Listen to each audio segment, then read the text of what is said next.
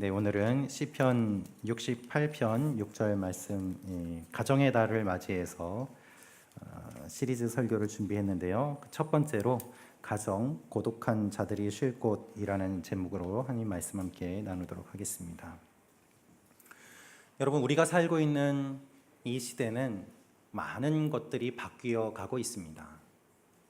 이전에 있던 것이 사라지고 새로운 것들이 많이 생깁니다. 그것은 가치관도 역시 마찬가지입니다. 이전에 이 사회를 유지해 오고 지켜왔던 가치관이 사회가 변하고 시대가 변하면서 변해가는 것이죠. 변하지 않을 것이라고 생각했던 가치관들이 변해갑니다. 그 중에 하나가 바로 결혼입니다. 예전에는 모두 다 결혼하는 것이 당연하다고 생각했죠. 그러나 지금은 왜 결혼해야 되는가라는 질문을 가진 분들이 많이 있습니다. 예전에는 할아버지부터 할머니, 아버지, 어머니, 손자, 손녀에 이르기까지 가족이 모두 함께 모여 지내는 것이 당연하다고 생각했습니다.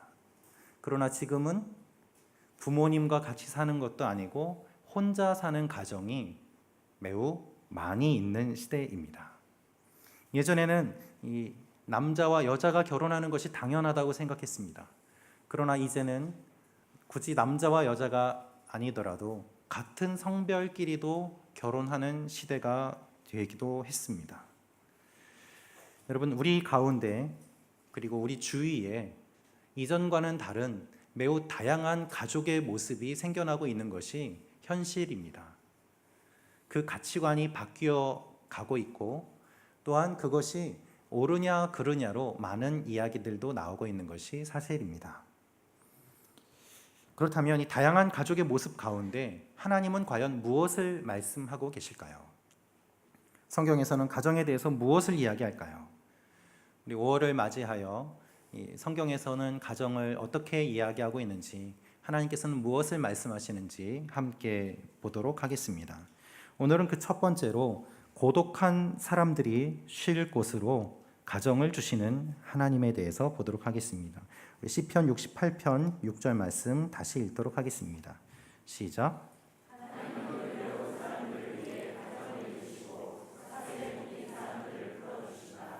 그러나 반역자들은 마른 땅에서 살리라. 하나님은 외로운 사람을 위해 가정을 이루시고 사슬에 묶인 사람들을 풀어주신다. 그러나 반역자들은 마른 땅에서 살리라 라고 말씀하고 있습니다. 여러분, 이 말을 원어의 뜻에 따라 해석하면 다음과 같은 내용입니다. 하나님께서 분리되고 고립된 사람들을 가족과 살게 하신다라는 것입니다. 분리되고 고립된 사람, 그래서 외로운 사람들을 가족과 함께 살게 하신다는 것이죠. 여러분, 인간의 가장 근본적인 문제는 무엇입니까? 우리에게 있는 가장 해결되지 않는 문제는 무엇입니까? 그것은 바로 외로움입니다. 고독입니다. 여러분, 외롭습니다. 그것이 가장 큰 문제입니다. 하나님께서 이 세상을 창조하셨습니다. 이 세상의 모든 만물이 생명을 낳도록 그 짝을 지어서 하나님께서 창조해 주셨습니다.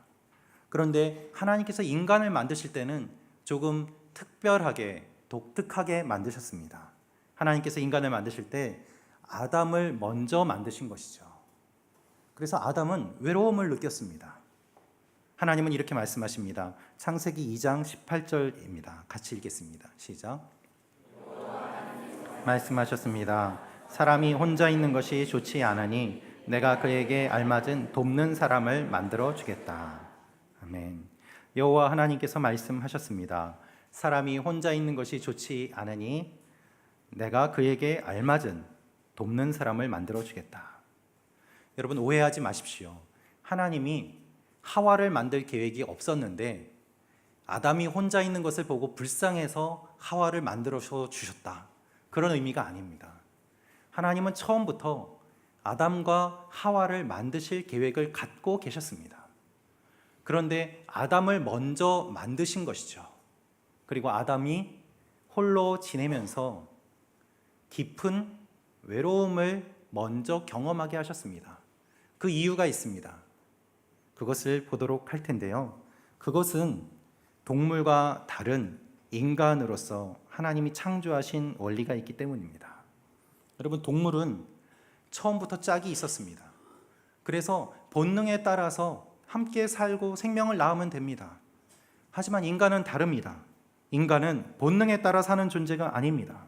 하나님은 사람이 스스로를 생각하고 그 마음을 돌아보고 깊은 외로움을 경험한 다음에 상대방을 더 깊이 갈망하고 사랑하도록 그리움을 먼저 아담에게 심어 주신 것입니다.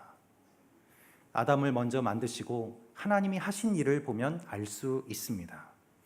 창세기 2장 18절 이후에 하나님은 아담에게 사명을 주셨습니다.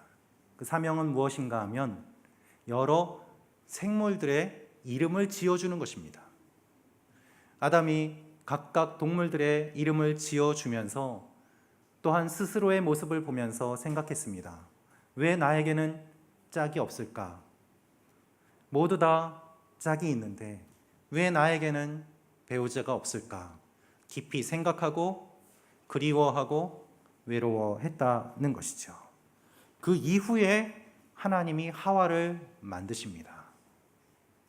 여러분, 하나님은 아담이 잠시 동안 혼자 지내면서 생각하게 하시고 묵상하게 하시고 상대방을 향한 사랑이 생겨나도록 하셨습니다. 본능에 따라 사는 것이 아니라 마음 깊은 곳에서부터 인격적으로 다른 한 사람을 받아들일 수 있는 준비를 위해서 하나님은 아담이 생각할 수 있는 시간을 주셨고 그 이후에 하와를 주신 것이죠. 여러분, 자신의 외로움을 인식할 때, 자기에게 부족한 것을 인식할 때 상대방을 더욱더 깊이 사랑할 수 있음을 주님이 아셨기 때문입니다. 그래서 하나님은 인격적으로 아담을 이끌어 주셨어요. 창세기 말씀을 보면 하나님께서 아담이 혼자 있는 것이 좋지 못하니 라고 말씀하십니다. 이것은 나쁘다는 의미가 아닙니다. 원어의 의미는 아직 완성되지 않았다라는 의미예요. 좋지 못하니 라는 것이 나쁘다라는 것이 아니라 아직 완성되지 못했다는 것이죠. 여러분, 어떠한 작품이 완성될 때까지는 시간이 걸립니다. 훌륭한 작품일수록 오랜 시간이 걸리기도 합니다. 스페인의 사그라다 파밀리아라는 성당이 있습니다. 이 성당은 짓기 시작한 것이 1882년입니다. 지금까지 136년 이상 짓고 있습니다. 완성될 때까지는 아직 몇십 년이 더 걸린다는 이야기도 있습니다. 그렇다면 여러분, 그 성당이 나쁜 것입니까? 그렇지 않습니다. 아직 완성되지 않은 것뿐이죠. 하나님 보시기에 아담이 홀로 있는 것이 좋지 않다는 것은 아직 하와가 만들어지기 전이기 때문에 완성되지 않았다라는 의미로 성경은 말하고 있습니다. 하나님은 아담이 잠시 혼자 있게 하셨습니다. 그 외로움은 사랑하는 존재를 찾는 힘이 되었습니다. 그래서 성경은 아담과 하와가 만나는 것이 하나님의 창조의 완성임을 이야기하고 있습니다. 아담과 하와가 하나 될 때에 비로소 하나님의 모든 창조가 다 끝나는 것을 이야기하고 있는 것이죠. 여러분, 그래서 결혼은 창조의 완성입니다. 그리고 결혼은 또 다른 창조의 시작입니다. 그 결혼을 통해서 새로운 생명이 태어나기 때문입니다. 그런데 문제는 사람이 죄를 지은 것이죠. 죄를 지은 이후에는 어떻게 바뀌었습니까? 죄를 지은 이후에는 이 외로움이 해결되지 않았습니다. 아담과 하와가 결혼하여 둘이 하나가 되었을 때에는 이 외로움이 없었지만 죄를 지음으로 말미암아 서로를 비난하고 연합의 관계가 깨지면서 외로움이 그 가운데 들어오게 된 것입니다. 둘이 하나가 되고 하나님을 찬양했습니다.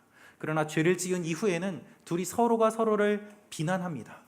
가장 가까웠던 사람이 가장 심한 원수가 되어서 상대의 약점을 보호하는 것이 아니라 상대의 약점을 가장 잘 공격하는 그러한 관계가 되었던 것입니다. 같이 있지만 외로움이 해결되지 않습니다. 서로 사랑하며 채워주었던 것이 이제는 불가능해졌습니다.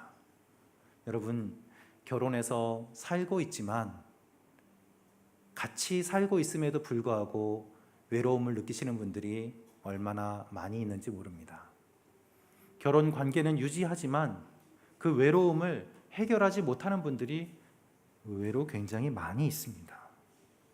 그래서 아내가 아니라 다른 여성을 찾아 헤매이는 남성들이 있습니다. 아내는 남편 대신 그 자리를 자녀로 채우려고 합니다. 돈으로 채우려고 합니다. 다른 여러 가지 것들로 그 외로움을 채우려고 합니다. 그 결과 많은 가정이 아프고 고통을 경험합니다. 그 문제의 원인은 결국에는 외로움이죠. 이 고통을 잊고자 어떤 분은 결혼을 하지 않겠다고 결심하기도 합니다. 어떤 분은 그 고통을 잊으려고 이성이 아니라 동성끼리 같이 사는 것이 좋다라고 생각하기도 합니다. 피로 이어진 가족이 아니라 타인과 함께 살면서 새로운 가족이라고 형성되는 일들도 많이 있습니다. 그런데 여러분, 그렇게 해서 문제가 해결될까요? 그렇지 않습니다. 결국 외로움의 문제는 어떠한 가족을 만드는가로 해결되는 것이 아니기 때문입니다. 이 외로움은 어떻게 해결될까요? 이 외로움은 가족의 의미를 생각할 때 해결될 수 있습니다. 어떠한 형태의 가족을 만드는가 보다 가정의 진정한 의미를, 하나님이 만드신 그 의미를 깊이 생각할 때 근본적인 문제를 해결할 수 있다는 것을 성경은 말하고 있습니다. 하나님은 외로운 아담을 보셨습니다. 지금도 외로운 사람들을 하나님이 보고 계십니다. 그들을 모아서 가족을 이루게 하십니다. 그들에게 가족을 주십니다. 그것이 오늘 읽은 말씀입니다. 시편 68편은 다윗이 부른 찬양입니다. 다윗은 하나님이 어떤 분인지를 선포합니다. 하나님 어떤 분이십니까? 하나님은 고아와 과부의 하나님이십니다. 하나님은 어떤 분이십니까? 하나님은 외로운 자들의 하나님이십니다. 우리 시편 68편 5절 말씀을 같이 읽겠습니다. 시작.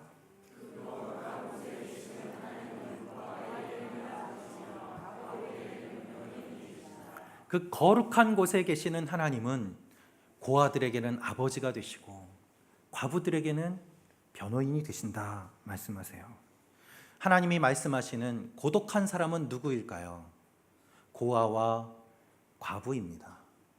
아버지가 없고 남편이 없는 사람, 누구도 도와주지 않는 사람, 그래서 위험에 처해 있는 사람, 혼자 있는 사람, 사회적으로 약한 사람들이 바로 고독한 사람들임을 이야기하고 있습니다. 여러분, 다윗의 시대에 가족이 없는 사람, 혼자 있는 사람은 매우 위험했습니다. 생계를 유지하기가 어려웠습니다. 특별히 남편이 없는 여인은 살아가기가 매우 힘들었습니다. 룻기를 보면 그것을 잘 알 수 있지 않습니까? 또한 홀로 있는 여성들은 많은 위험에 노출되기도 했습니다. 시편 68편 6절, 오늘 우리가 읽은 이 외로운 사람들은 자기 가족과 떨어져 있고 고립된 사람, 해외에 멀리 여러 사정으로 나와서 가족을 만나지 못하는 사람들을 의미합니다.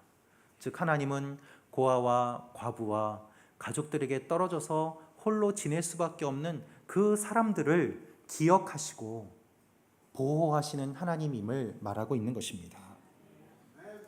여러분, 마치 우리와 같은 모습 아닙니까? 일본 땅에서 살면서 새로운 가족을 꾸리신 분들도 많이 계시지만 또한 이전의 가족들과 떨어져서 외롭게 지내시는 분들도 많이 계시지 않습니까? 사람의 도움을 받지 못하는 사람, 외롭고 힘든 사람, 하나님의 도움이 필요한 사람들을 말하고 있습니다. 하나님이 사람의 도움을 받지 못하는 이 사람들을 보시고 직접 하나님이 도움이 되신다고 말씀하고 계시는 것이죠. 그래서 하나님이 가정을 만들어 주신다.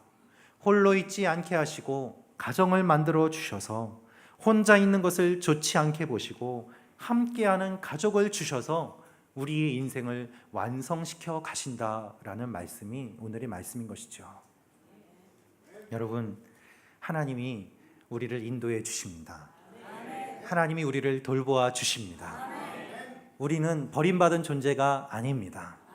하나님이 우리를 기억하시고 가족을 주시고 외롭지 않게 하시고 위험에서 지켜주십니다. 여러분, 그것이 놀라운 은혜예요. 서로 사랑하게 되고 서로 도와주게 되고 홀로 있어서 사랑하지 못하고 도움받지 못한 우리가 함께함으로 사랑하고 도와주는 아름다운 관계를 만들게 되는데 그것이 가족이라는 것이죠. 여러분, 그 은혜의 통로가 가족이에요. 아담에게 있어서 가족은 누구였습니까? 하와였습니다. 근데 하와를 하나님께서 만들어 주실 때 돕는 배필로 만들어 주셨다라고 말하고 있습니다. 그래서 돕는 배필이라는 말은 돕다라는 말이 에제르이라는 말입니다. 이 말은 비서를 의미하는 것이 아닙니다. 종을 의미하는 것이 아닙니다.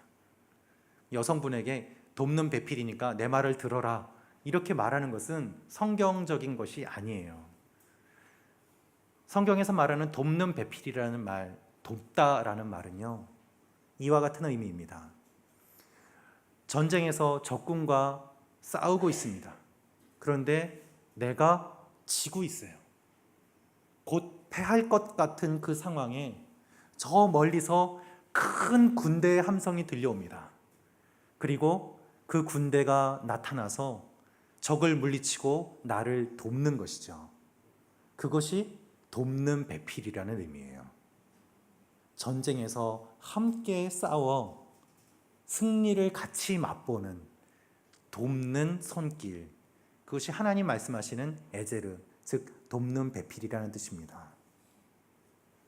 종을 의미하는 것이 아닙니다. 여러분, 우리가 힘들고 외롭게 지낼 때 먼저 하나님이 우리를 보시고 하나님이 우리를 도와주십니다.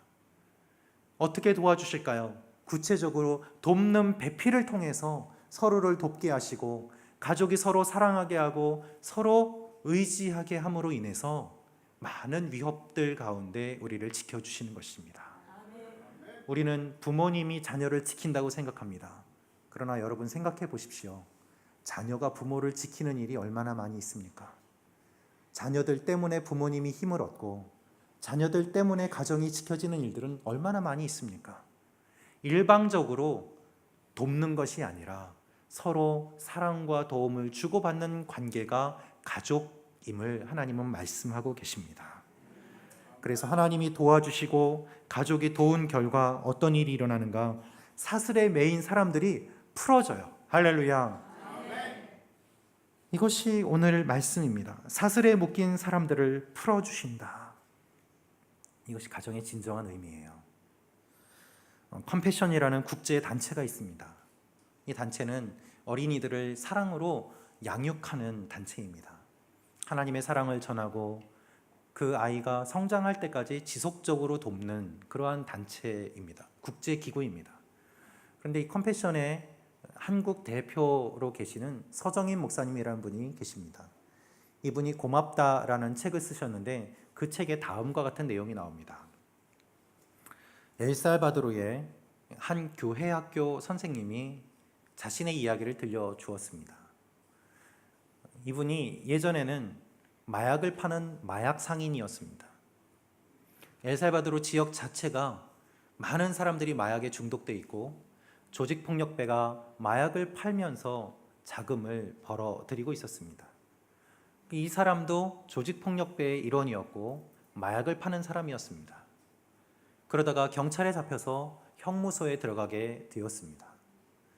많은 경우 그렇게 감옥에 가게 되면 긴 형을 선고받기 때문에 가족들이 끝까지 지키지 않고 남편이 잡혀가면 이혼하고 자녀들과 흩어지는 것이 일반적인 사회의 문화였습니다. 그것이 일반적인 일이었습니다. 그래서 이 사람도 잡히고 형을 선고받고 감옥에 가게 되었는데 그 형을 선고받은 이후에 이 남자의 아내도 이혼을 준비하고 이 남자에게서 떠나려고 짐을 꾸리고 있었을 때의 일이었습니다. 컴패션에서 양육을 받고 있는 딸이 엄마에게 와서 이렇게 이야기를 했다고 합니다. 엄마, 우리가 떠나면 예수님이 아빠를 사랑하시는 것을 누가 알려줄 수 있을까? 예수님이 아빠도 사랑하시잖아. 그 이야기를 듣고 이 엄마가 감옥에 찾아가서 남편에게 딸의 이야기를 전해주고 끝까지 나올 때까지 떠나지 않기로 약속하고 딸과 함께 지내면서 남편을 기다렸습니다. 감옥에서 남편은 가족을 생각하며 모범수로 지냈고 생각보다 빨리 출소하게 되어서 예수님을 믿고 가족들과 함께 교회를 다니면서 교회 학교 선생님으로 섬기는 가운데 아이들이 자신처럼 마약의 길에 들어서지 않도록 바른 길로 이끄는 데 헌신하고 있다는 이야기가 간증으로 실려 있었습니다. 그가 이렇게 말을 했다고 합니다. 딸을 통해 예수님을 알게 되었습니다. 저 같은 죄인도 사랑받을 자격이 있고 언제나 사랑받는 하나님의 아들임을 알게 되었습니다. 하나님은 외롭고 소외되고 하나님의 도움이 필요한 사람들이 서로 만나게 하고 사랑하게 하셔서 하나님의 가족을 이루게 하십니다. 그래서 인간의 사랑을 뛰어넘는 놀라운 하나님의 사랑이 가족 안에 흘러가기를 원하시는 것이 하나님의 마음입니다. 여러분, 가족은 어떻게 시작될까요? 가족은 사랑으로 시작됩니다. 한 사람이 다른 한 사람을 진심으로 사랑할 때에 그 사랑으로 서로 시작된 관계가 하나의 가족 아닙니까? 그 사랑이 깊어지면서 결혼을 합니다. 다른 사람은 알 수 없는 둘만의 깊은 사랑의 관계를 통해서 새로운 생명이 태어나게 됩니다. 여러분, 여성은 얼마나 존귀하고 고귀한 존재입니까? 10달 동안 생명을 안에 품고 생명을 키우는 얼마나 귀한 존재로 지음받았습니까? 여러분, 이 생명은 어디에서 왔을까요? 하나님에게서 왔습니다. 모든 생명은 사랑으로 시작되었고 하나님에게서 그 사랑을 받아서 그 생명이 여기까지 우리에게까지 흘러온 것입니다. 하나님이 우리를 사랑하십니다. 그 사랑이 우리의 관계를 통해서 흘러나갑니다. 가장 가까운 관계가 바로 가족입니다. 그래서 외롭고 버림받은 사람들이 하나가 되고 누구도 돕지 않았던 사람들이 서로 돕게 되고 사랑하지 못했던 사람들이 서로 사랑하게 되고 그렇게 함으로 말미암아 우리를 묶고 있던 죄의 사슬이 끊어지고 죽음의 사슬이 끊어지고 외로움의 사슬이 끊어지면서 자유롭게 되고 가정 안에서 회복과 치유가 일어나는 것입니다. 이것이 하나님이 원하시는 아름다운 가정의 모습이고 하나님이 만드시는 가정입니다. 할렐루야. 여러분, 이 가정을 만들고 싶지 않으십니까? 여러분의 가정이 이런 가정이 되기를 원하지 않으십니까? 이것이 하나님이 꿈꾸시는 가정이에요. 하나님이 이 가정으로 우리를 초대하십니다. 그리고 이 가정은 또 하나의 가정으로 우리에게 주신 것이 있는데 그 초대의 공동체가 바로 교회입니다. 어떤 분은 가족에게 많은 상처를 받은 분이 계세요. 어떤 분은 결혼하셨지만 이혼의 상처를 가지신 분도 있습니다. 다시 재혼해서 새로운 가정을 꾸리시고 지내는 분도 계십니다. 여러 아픔과 상처와 어려움과 학대와 폭력과 분노가 우리 가정 가운데 있는 것이 슬프지만 현실입니다. 그런 분들은 어디에서 가정을 맛볼 수 있을까요? 어디에서 하나님의 사랑을 맛볼 수 있을까요? 어떻게 해야 우리가 가진 모든 아픔들을 이겨낼 수 있을까요? 새로운 사람을 만나는 것이 두렵습니다. 다른 사람을 사랑하는 것이 두렵습니다. 다시 헤어지기보다 혼자 지내는 것이 낫다고 생각하기도 합니다. 그러나 하나님의 원리는 가족이에요. 끝까지 가족을 만드는 것이고 끝까지 가족이 서로 사랑하는 것입니다. 가족 안에서 상처를 받았다면 가족을 안 만들고 홀로 지내는 것이 대안이 아니라 하나님이 원하시는 더 사랑이 넘치는 아름다운 가정을 만듦으로 말미암아 가정에서 받았던 상처를 극복하는 것이 하나님이 생각하시는 가정의 모습이라는 것입니다. 그래서 상처를 끝까지 이기는 아름다운 가정, 새로운 가족을 우리에게 또 하나 주셨는데 그것이 교회예요. 할렐루야. 물론 교회가 가족을 대신할 수는 없습니다. 혈연 관계를 끊을 수도 없습니다. 그러나 고아와 과부와 홀로 지내는, 가족 없이 지내는 사람들, 상처받고 실패한 사람들은 어디에서 하나님의 사랑을 맛볼 수 있습니까? 교회에서 맛볼 수 있어요. 또 하나의 가족으로, 또 하나의 사랑의 공동체로 교회에서 맛보도록 하나님이 이 교회라는 공동체를 선물로 주신 것입니다. 그래서 교회가 아니면 불가능합니다. 본문에서 가족이라는 말은 왕조를 뜻하기도 합니다. 여러분, 우리가 하나님을 믿으면 우리는 하나님의 나라의 백성이 됩니다. 우리가 하나님을 믿으면 우리는 하나님의 왕조에 들어가는 사람들이에요. 할렐루야. 이것이 성경의 약속입니다. 그래서 하나님은 또 다른 영적인 가족으로 교회를 주시고 서로 사랑하고 돕도록 하십니다. 우리에는 두 가지 가족이 있습니다. 하나는 육신의 가족이 있고 또 하나는 영적인 가족이 있어요. 육신의 가족과 영적인 가족 모두에게서 사랑을 받고 함께 사랑을 나누면 얼마나 아름답겠습니까? 그러나 어느 한쪽에서 사랑을 받지 못한다고 하더라도 다른 쪽에서 사랑받을 수 있도록 하나님이 이 교회와 가족을 주셔서 가정은 교회 같아야 되고 교회는 가족 같은 교회로 지내도록 우리에게 놀라운 은혜를 주신 것입니다. 그래서 가족에게 상처받은 사람은 교회에서 위로받고 우리 모두 영원한 하나님의 자녀로 한 가족이 되었음을 가르쳐 주십니다. 오늘 말씀은 이 가정을 거부하는 사람을 반역자라고 기록하고 있습니다. 반역자라는 표현은 풍성한 가운데 들어오지 않고 그것을 거부한다는 의미입니다. 하나님이 만드신 이 아름다운 것들을 받아들이지 않고 거부하고 하나님의 사랑의 관계를 의도적으로 끊는 사람을 이야기합니다. 그런 사람은 결국에는 하나님 안에 들어오지 못하고 마른 땅에서 살 수밖에 없음을 주님이 말씀하십니다.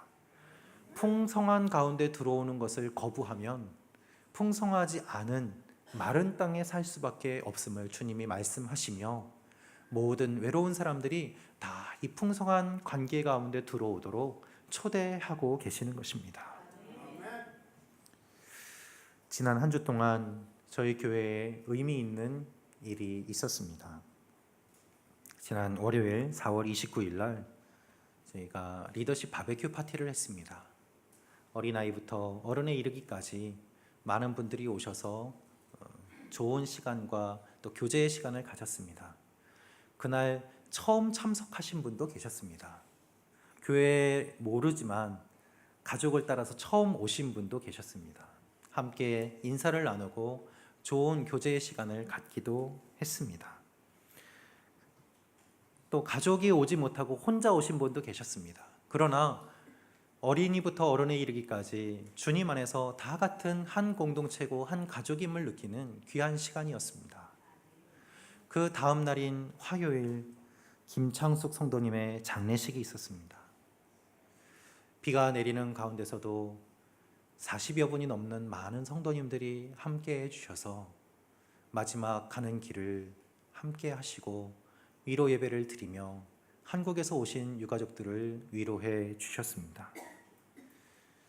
가족분들께서 돌아가신 김창숙 성도님을 우리 동경오누리교회 성도님들이 기억하고 함께 했던 일들을 이야기하고 나누어 줌으로 말미암아 마지막 그 장례 가운데 큰 위로를 받았다고 감사의 인사를 전해 주셨습니다.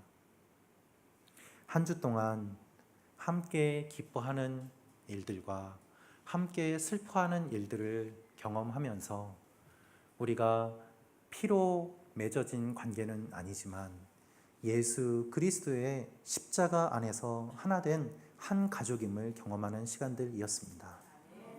여러분, 하나님은 고아의 아버지가 되십니다. 하나님은 과부의 변호인이 되십니다. 외롭고 버림받은 사람들, 하나님의 도움이 필요한 사람들에게 하나님께서 도와주시고 함께 하셔서 새로운 가족을 주십니다. 우리는 다 어둠 가운데 살던 존재였습니다. 이런 우리를 주님께서 보시고 아무도 도와주지 않고 고아처럼 버림받고 하나님이 도와주지 않으면 살 수 없는 존재임을 아시고 주님께서 예수 그리스도를 보내어 주심으로 말미암아 새로운 일들을 이루시고 새로운 가족을 주시고 가정이 변화될 수 있는 능력을 주시고 영적인 가족을 우리에게 주셔서 한 교회 되게 하시고 서로 사랑하게 하시고 이 땅에 사는 동안 묶여있는 사슬을 다 풀게 하셔서 하나님의 사랑과 기쁨을 경험하게 하셨습니다. 그것이 우리에게 가족을 주신 이유고 또한 교회를 주신 이유입니다. 어느 누구도 외롭지 않고 하나님과 사람에게 사랑을 나누며 살도록 놀라운 선물을 주신 것이죠. 여러분, 하나님이 여러분을 사랑하십니다. 하나님이 여러분을 축복하십니다. 여러분 가운데 혹시 외롭다고 느끼시는 분 계십니까? 외롭지 않습니다. 하나님이 함께 계심을 기억하십시오. 그리고 교회의 모든 성도 여러분들, 교회 안에서 한 분도 소외감을 느끼지 않고 외롭지 않도록 서로 사랑하며 사는 것이 우리에게 주어진 사명임을 기억하며 우리 서로 사랑하는 공동체를 함께 만드시지 않겠습니까? 부족하고 어려운 부분들 물론 있을 것입니다. 그러나 가족이라고 하더라도 약한 부분이 있고 마음에 들지 않는 부분이 있고 어려운 부분이 있지 않습니까? 하지만 헤어지지 못합니다. 그것이 가족이에요. 주님 안에서 우리가 한 가족입니다. 함께 기도하고 위로하고 사랑하며 우리의 가정이 아름다운 가정이 되도록, 그리고 우리 교회가 하나님의 아름다운 영적인 공동체가 되도록 함께하는 믿음의 가족들과 우리의 육신의 가족들을 사랑하며 하나님 앞에 나아가는 여러분과 제가 되기를 주님의 이름으로 축원합니다.